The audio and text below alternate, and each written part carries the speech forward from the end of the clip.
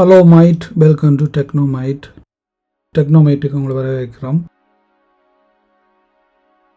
So புதிய screen ப்ரொடெக்டரை எந்த ஒரு போன்ற ஸ்க்ரீன் ப்ரொடெக்டரையும் எப்படி ரீப்ளேஸ்மெண்ட் பண்ணுறது, அதாவது பழைய ஸ்க்ரீன் ப்ரொடெக்டரை கலட்டி புதிய ஸ்க்ரீன் ப்ரொடெக்டரை இலகுவாக நீங்களே கையால் பொருத்தி கொள்கிற முறை அப்படின்னு சொல்லி பார்ப்போம்.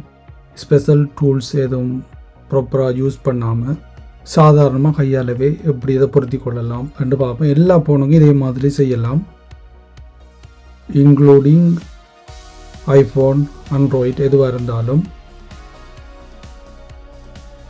ஒன்று ரீப்ளேஸ்மெண்ட் பண்ணுறது, அதாவது ஆல்ரெடி இருக்கிற ஸ்க்ரீன் ப்ரொடெக்டர் உடைஞ்சிருக்கிற பட்சத்தில் எப்படி ரீப்ளேஸ்மெண்ட் பண்ணுறது, அல்லது புது ஸ்க்ரீன் ப்ரொடெக்டர் எப்படி இன்ஸ்டால் பண்ணுறதுன்றது தான் இதில் காட்டி கொண்டிருக்கிறேன்.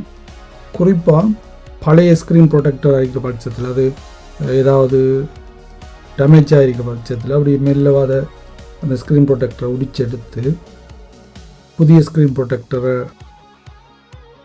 உடித்து அதில் அப்படியே நீங்கள் ரீப்ளேஸ் பண்ணி விட்டீங்கன்னு சொன்னால் சரி.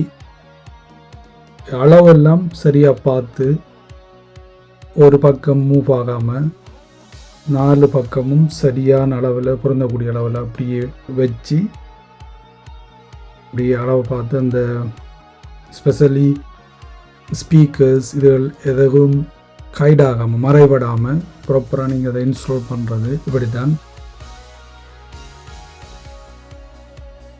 பிறகு அப்படியே நடுவால் ஒரு கோடு மாதிரி கீறி விட்டு அப்படியே ஊண்டி கீறக்கூடாது, மேலோட்டமாக மேலால் அப்படியே எடுத்து வந்தீங்கன்னு சொன்னால் 2 சைடும் ஆட்டோமேட்டிக்காக போகும், பறந்து ஒட்டுப்படும். இடையிலே மாதிரி பபிள்ஸ் பாற பட்சத்தில் கொஞ்சம் அந்த ஸ்க்ரீன் ப்ரொடெக்டரை மெல்ல அப்படியே ஸ்லோவாக தூக்கணும், இல்லைன்னா நுறங்கிடும், கிளாஸ் தானது.